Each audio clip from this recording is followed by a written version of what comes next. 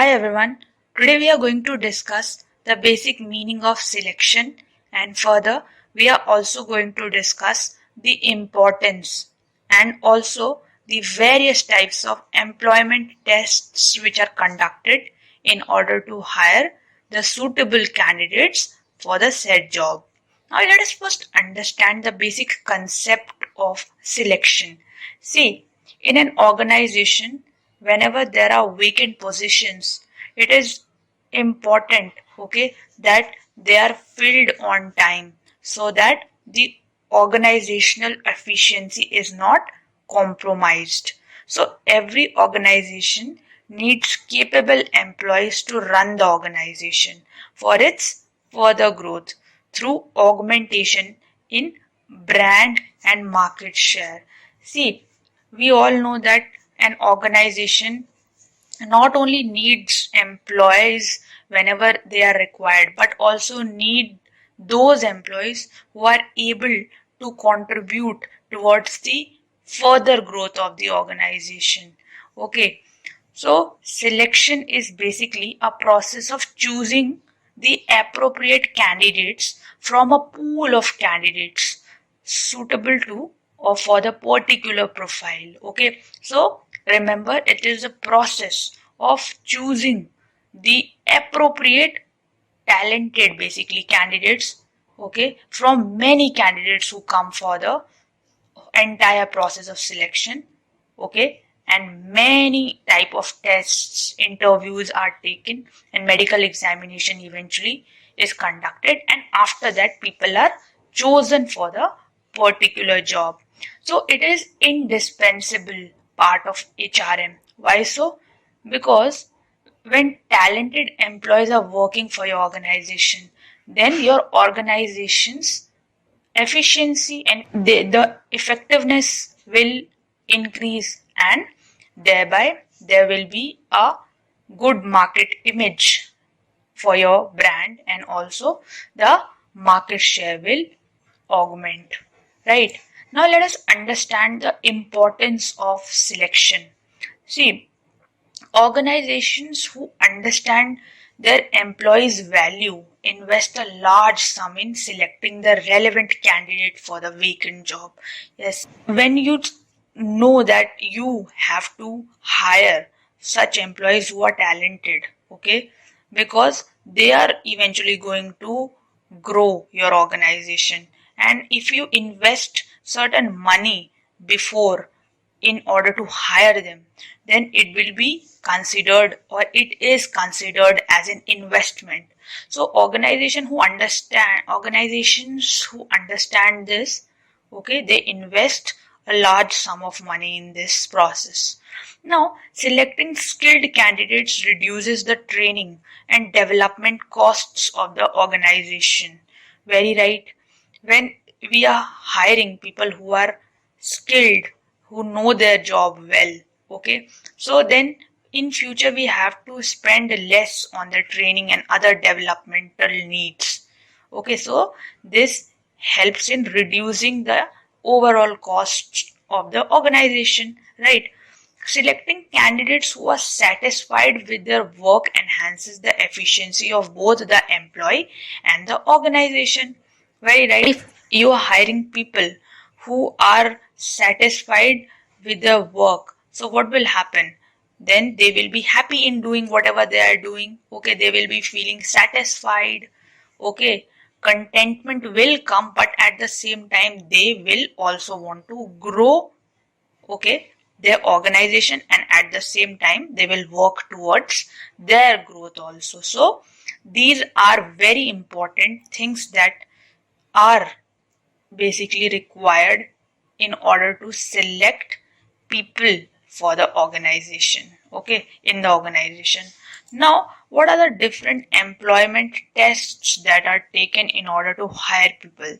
See, we all know that whenever we are going for the job, for the selection for a particular job, then what we have, there are many things that we have to follow. There's a proper process for this. So in case of selection, there is preliminary interview, Okay, then you have to give certain tests, okay, employment tests and medical examination also. So here we will be talking about the various employment tests which are taken in order to hire, okay, the people in an organization. Now the first one is the aptitude test. It is basically conducted to check the skill required in a particular job, okay, profile. See, every job has certain qualities or certain roles and responsibilities, we can say, and in order to be suitable for that job, aptitude test is taken.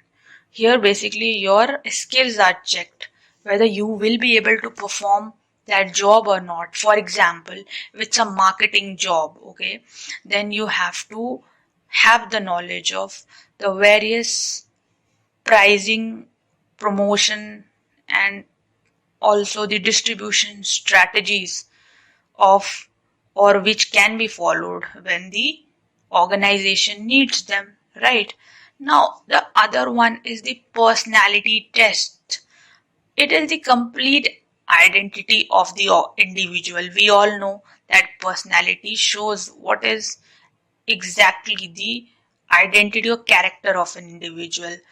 So in order to judge what is the motivational level of an employee, okay, what the perception, how the person perceives the things around him or her, their attitude towards life. See, attitude can be positive or negative, so they judge whether your attitude is positive or negative. So remember, always have positive attitude in life, okay. This is predominantly required. Now the values they hold, yes, people value different things, we all know that. I can value a certain thing which other does not value. That depends on person to person, right? Some people are atheists and some are not, so it depends on people's values, okay, what they give importance to. So this test is basically conducted to judge the personality of individual, right? Now intelligence test. See, this test is basically the combination of the learning ability and decision making ability of an individual. So this test checks the how quickly basically a person can understand various things, and also at the same time how much that person is able to retain those things, okay. And the most important is that how well that person can apply that in a in the real life, okay, and in also a difficult situation, complex situation, because we all know that organization have to adapt to new changes, and in those changes the manager, okay, has to be extremely intelligent in order to apply those concepts in real life, okay, during complex situations.